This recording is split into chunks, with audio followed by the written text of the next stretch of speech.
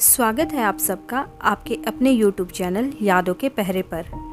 यह कहानी एक सच्ची घटना है जो आप में से ही किसी ने हमारे साथ शेयर की है, पर इसकी गोपनीयता को बनाए रखने के लिए हमने इसके पात्रों के नाम चेंज कर दिए हैं। अगर आप भी हमारे साथ अपने जीवन की कोई कहानी, कोई घटना शेयर करना चाहते हैं तो स्क्रीन पर दिखाए गए मेल आईडी पर हमें मेल कीजिए mahi.g710@gmail.com। जब पोते ने अपनी दादी के लिए उठाया ऐसा कदम। सरला जी रसोई में बर्तन साफ कर रही थी कि अचानक उन्हें चक्कर आया और वह नीचे जमीन पर बैठ गई। उनकी आंखों के सामने अंधेरा छाने लगा। उन्होंने सोचा कुछ देर आराम कर लेती हूँ और थोड़ी देर बाद बर्तन साफ कर लूंगी। यह सोचकर वह अपने कमरे में चली गई और चारपाई पर लेट गई। अभी उन्हें लेटे हुए मुश्किल से 5 मिनट ही हुई थी कि उनकी बहू रीटा चिल्लाती हुई उनके कमरे में आई और बोली, जब देखो महारानी को आराम करने की लगी रहती है। ये नहीं कि अभी इतना काम पड़ा है, वो कर ले पहले। इतनी क्या जल्दी लगी थी लेटने की? कुछ हाथ पैर चलाती रहोगी तो तुम्हारे लिए ही अच्छा है। चलो खड़े होकर वो बर्तन साफ कर लो, फिर कपड़े भी धोने हैं। पर बहू, मुझे अचानक से बहुत तेज चक्कर आया और तबीयत थोड़ी ठीक नहीं लग रही थी, इसलिए मैं कुछ देर आराम करने के लिए आ गई। बहुत भूख लगी है बेटा, पहले थोड़ा खाना दे दो। जब देखो आराम करने का बहाना चाहिए बस। खाना बाद में मिलेगा, पहले काम तो निपटा लो। अब इसके आगे मुझे कुछ और नहीं सुनना। और वो लगभग बाजू से पकड़ते हुए उन्हें घसीटते हुए उठाने लगी और सरला जी चुपचाप उठकर बर्तन साफ करके कपड़े धोने चली गई। जैसे तैसे करके उन्होंने कपड़े भी धो डाले। फिर वो अपनी बहू के पास आकर बोली, बेटा, मैंने सारा काम कर दिया है, बड़ी भूख लगी है, अब तो खाना दे दो। अभी आराम करने के लिए लेटी थी, पर नहीं, ये बुढ़िया कभी मुझे चैन से नहीं जीने देगी। और वहीं रसोई में पड़ा होगा खाना, जाकर लेकर खा लो। और सरला जी चुपचाप रसोई में खाना लेने चली गई और वहां जाकर देखा तो बस 2 रोटियां बची थी और वह भी रूखी सूखी, सब्जी बची ही नहीं थी। उन्होंने सोचा 2 रोटी थोड़े से दूध के साथ खा लेती हूँ, गले से नीचे उतारनी आसान हो जाएगी। पर फिर उनको कुछ रोज़ पहले की वो घटना याद आ गई। सरला जी ने खुद से आधा ग्लास दूध रोटी के साथ खाने के लिए ले लिया था।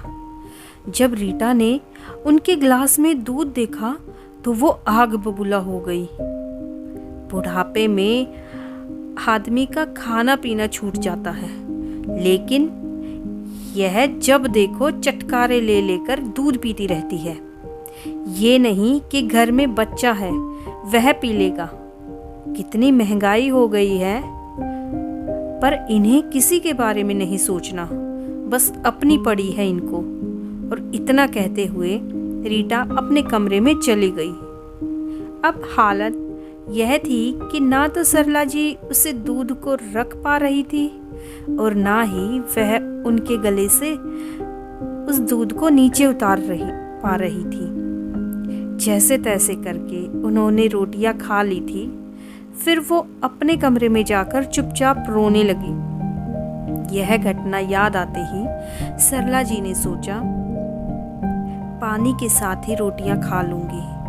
और उन्होंने पानी का 1 गिलास भरा और खाना खाने बैठ गई कि तभी उनके बचपन की सखी रमा दरवाज़ा खोलकर अंदर आ गई। सरला, हरिओ सरला, कहाँ हो?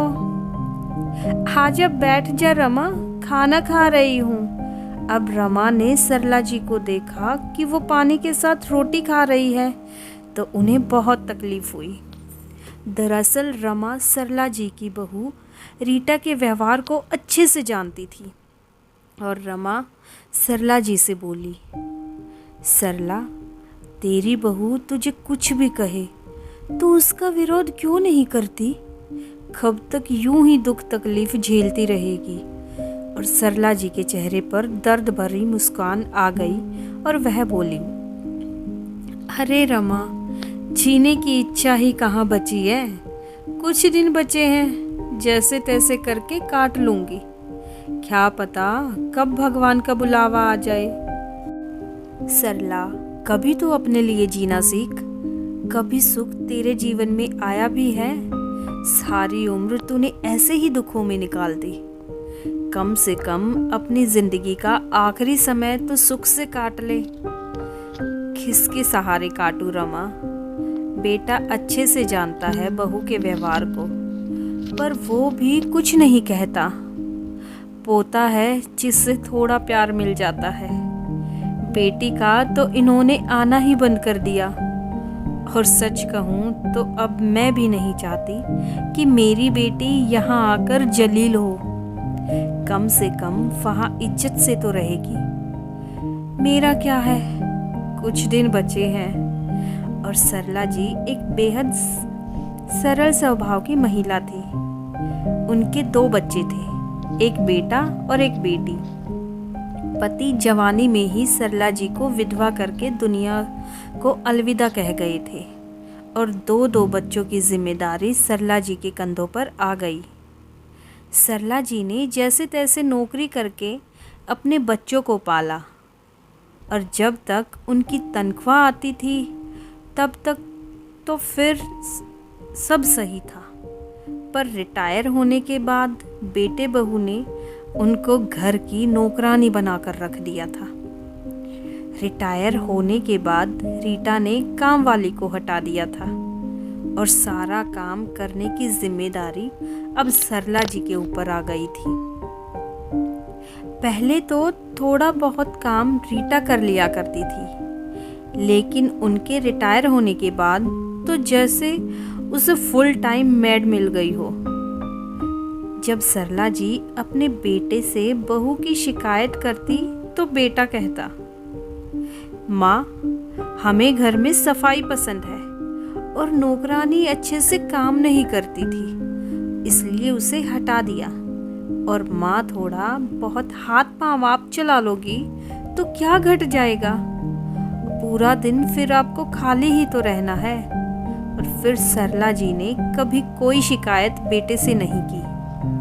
सरला जी की एक नातिन थी मीनू, जो वहीं अपनी नानी के पास ही रहती थी। जब तक मीनू थी सरला जी पर काम का भार ज़्यादा नहीं था। बहू तो वैसा ही व्यवहार करती थी, पर मीनू सरला जी का हाथ बटा दिया करती थी और उनका दुख दर्द भी बांट लेती थी। मीनू की शादी हो जाने के बाद तो सरला जी बिल्कुल अकेली हो गई थी। उनका एक पोता भी था, विनय, जो अपनी दादी से बहुत प्यार करता था, पर रीटा उसको अपनी दादी के पास कम ही आने देती थी। वो जैसे तैसे छुप छुपा के अपनी दादी के पास आकर बैठ जाता और उससे कहानियाँ सुनता।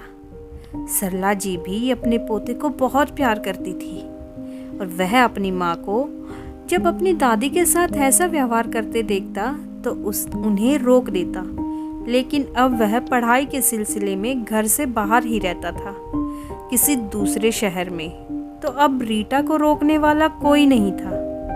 एक दिन उनके फ़ोन पर फ़ोन आया। सरला जी ने फ़ोन उठाया तो उधर से उनका पोता विनय बोल रहा था, दादी, मेरी प्यारी दादी, आपको एक खुशखबरी देनी है। गेस करो खुशखबरी क्या हो सकती है? क्या बात है विनय, बड़ा खुश लग रहा है। नौकरी लग गई क्या तेरी? हाँ दादी, और यह खुशखबरी देने के लिए सबसे पहले मैंने आपके पास फ़ोन किया है। खुश रहो बेटा, भगवान तुझे खूब तरक्की दे। घर कब आ रहा है? बस बहुत जल्द दादी। अच्छा दादी, अब मैं मम्मी पापा के पास भी फ़ोन कर देता हूँ। हाँ बेटा, उन्हें भी ये खुशखबरी सुना दे। ओके दादी, ध्यान रखना अपना, और मैं जल्दी ही आऊँगा। और इतना कहकर विनय फ़ोन रख देता है और कुछ दिन बाद विनय घर आता है। विनय की नौकरी लगने की खबर पूरे मोहल्ले में फैल जाती है। सरकारी नौकरी लगते ही विनय के लिए रिश्ते आने शुरू हो जाते हैं। विनय के लिए सबको एक लड़की पसंद आ गई थी, सलोनी। सलोनी दिखने में तो सुंदर थी ही, पर समझदार उससे कहीं ज़्यादा थी। बड़ी ही धूमधाम से विनय और सलोनी की शादी कर दी जाती है। रमा जी ने सोचा था कि सलोनी के आने के बाद शायद सरला जी की स्थिति कुछ सुधरेगी, पर रीटा कहाँ सुधरने वाली थी। सलोनी अपनी दादी सास के साथ बुरा व्यवहार होते देखती तो वो रीटा को समझाने की कोशिश करती, पर रीटा उसे आंखें दिखाकर चुप करा देती। और सलोनी को यह बिल्कुल भी अच्छा नहीं लग रहा था। शादी को 1 महीना बीत चुका था और विनय अपनी ड्यूटी पर वापस लौट चुका था, पर सलोनी यहीं अपने ससुराल वालों के साथ रहती थी, क्योंकि विनय दूसरे शहर में अच्छी जगह अभी रहने का इंतज़ाम नहीं कर पाया था। और एक दिन सरला जी अपनी बेटी से फ़ोन पर बातें कर रही थी और उधर से बेटी पूछ रही थी, कैसी हो माँ? मैं ठीक हूँ बेटा, तुम कैसी हो? माँ, आपकी बहुत याद आती है। याद तो मुझे भी तुम्हारी बहुत आती है, पर कोई बात नहीं बेटा, यहाँ आने का भी क्या फ़ायदा जब बदले में तुम्हें बेइज्जती ही मिलनी है। तुम वहाँ खुश रहो बेटा, मैं इसी में खुश हूँ। पर सच कहूँ बेटा, मैं अब थक चुकी हूँ, मुझसे अब और सहा नहीं जाता। अगर बेटे बहू के खिलाफ कोई एक्शन लूँ तो इससे हमारे ही परिवार की बदनामी होगी। और फिर यही सोचकर खुद को दिलासा दे देती हूँ कि मेरी ज़िंदगी ही कितनी बची है। पर अगर मैंने कोई कदम उठाया तो यह कलंक हमेशा के लिए हमारे परिवार पर लग जाएगा। और यही सोचकर मैं चुप बैठी रहती हूँ। उनकी ये बातें रीटा सुन लेती है और वह गुस्से में अपनी सास पर चिल्लाती हुई कहती है, और तो कोई काम है नहीं तुम्हें? यहाँ बैठकर अपनी बेटी के साथ हमारी चुगली करने लग जाती हो। और क्या कह रही थी? कार्रवाई करोगी? यही सब बातें सिखाती है तुम्हारी बेटी तुम्हें। और मुझे तो पहले से ही पता था, तभी उसका मैंने यहाँ आना बंद किया था। और घर में कलेश होता देख सरला जी ने फ़ोन रख दिया कि कहीं उनकी बेटी को उनकी बहू के इतने कड़वे शब्द सुनकर और दुख ना पहुँचे। और रीटा ने गुस्से में सरला जी का हाथ पकड़ लिया और उन्हें हिलाते हुए बोली, ज़्यादा होशियार बनने की कोई ज़रूरत नहीं है, सब जानती हूँ मैं तुम माँ बेटियों को। यहाँ बैठे बैठे हमारे खिलाफ साजिश रचती रहती हो। जब तुझे रोटी नहीं मिलेगी ना, तब तुम्हारी अकल ठिकाने आएगी। अब सड़ो यहीं। और इतना कहकर वह उसे गुस्से से चारपाई पर धक्का देते हुए चली जाती है। और सरला जी वहाँ बैठी बैठी आंसू बहा रही थी। सलोनी ने जब यह सब देखा तो वह तुरंत दादी के पास आई और दादी को पानी पिलाया और फिर बोली, दादी आप रोइए मत, मम्मी जी आपके साथ ऐसा क्यों करती है, और कोई मम्मी जी को यहाँ रोक क्यों नहीं पाता। और सरला जी कुछ नहीं कह पाती, बस आंखों से आंसू लिए सलोनी के सिर पर हाथ रख देती है और कहती है, बेटा तू मेरी फिक्र मत कर और अब जल्दी से यहाँ से जा। अगर उसने तुझे यहाँ देख लिया तो जाने तेरे साथ क्या करेगी। और उसी रात सलोनी ने विनय से फोन पर बातें करते हुए कहा, विनय, मम्मी जी दादी के साथ ठीक से पेश नहीं आती। वह उन्हें तंग करती है। मैं उन्हें बचाना चाहती हूँ, पर वो मुझे ही गुस्सा करने लगते हैं। कुछ करो विनय, मुझे दादी की ऐसी हालत देखी नहीं जाती। तो विनय बोला, मैं कोशिश कर रहा हूँ सलोनी। एक बार अगर यहाँ घर मिल जाए तो हम दादी को अपने साथ ले आएंगे। और मैंने उन्हें शुरू से देखा है। दादी ने बहुत दुख सहे है, पर मम्मी के आगे किसी की नहीं चल पाती। हाँ विनय, तुम जल्दी से वहाँ घर देख लो, फिर दादी को हम अपने साथ ले चलेंगे। और 15 दिन बाद विनय घर आता है और अपने मम्मी पापा को बताता है कि मैं सलोनी को लेकर शहर जा रहा हूँ और हमारे साथ दादी भी जाएगी। और यह सुनते ही रीटा भड़क जाती है। वो कहती है, तुम पागल हो गए हो विनय, वो वहाँ क्या करेगी? माँ, मैंने आपसे पूछा नहीं, आपको बताया है कि दादी को मैं अपने साथ ले जाने वाला हूँ। और बेटा,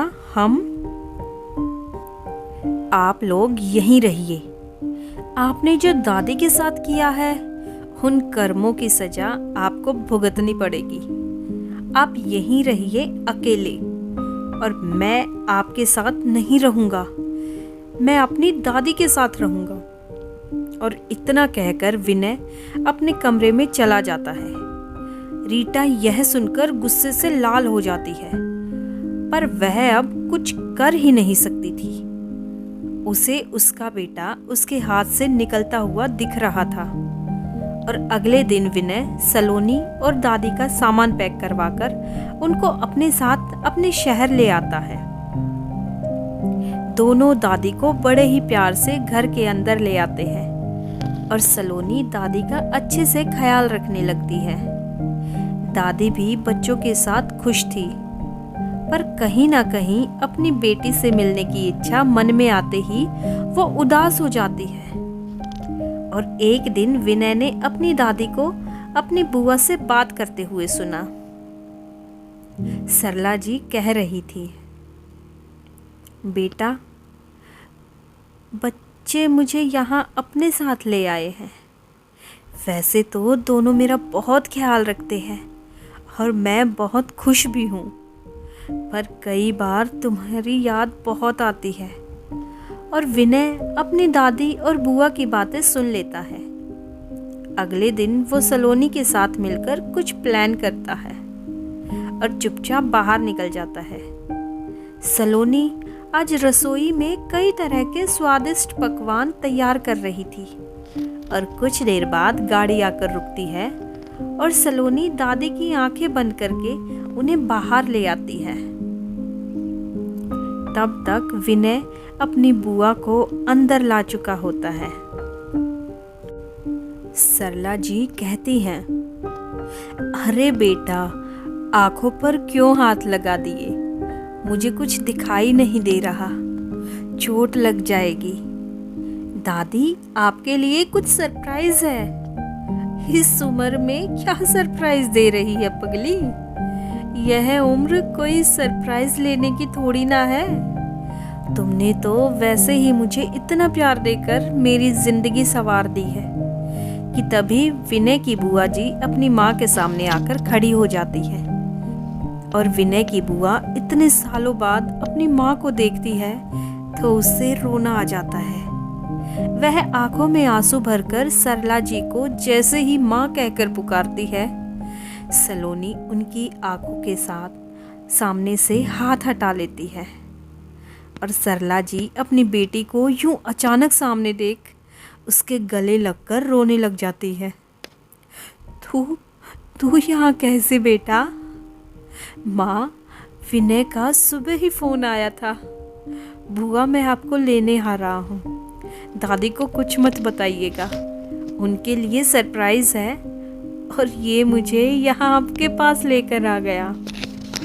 और दादी ने विनय को गाल पर हल्की सी चपत लगाते हुए कहा, अपनी दादी से बात छुपाने लग गया और विनय दांत से जीभ दबाते हुए। दादी, सरप्राइज देना था ना, कि सभी वहां हंसने लगते हैं। आज सरला जी बहुत खुश थी। अब उनके जीवन को विनय और सलोनी ने खुशियों से भर दिया था। सरला जी के मन से दोनों बच्चों के लिए ढेरों आशीर्वाद निकल रहे थे और सरला जी बार बार ऊपर की तरफ हाथ जोड़कर भगवान को धन्यवाद दे रही थी। वहीं दूसरी तरफ रीटा वहीं अकेलापन और दर्द अपनी जिंदगी में महसूस कर रही थी, जो उसने सरला जी को दिया था। सही कहा है किसी ने, आप जैसा व्यवहार दूसरों के साथ करेंगे वैसा ही आपको रिटर्न में मिलेगा। सो फ्रेंड्स, अगर आपको आज की कहानी पसंद आई हो तो वीडियो को लाइक, शेयर और कमेंट ज़रूर कीजिए। और अगर आपने अभी तक चैनल को सब्सक्राइब नहीं किया है तो जाके चैनल को सब्सक्राइब ज़रूर कीजिए। Thanks for watching.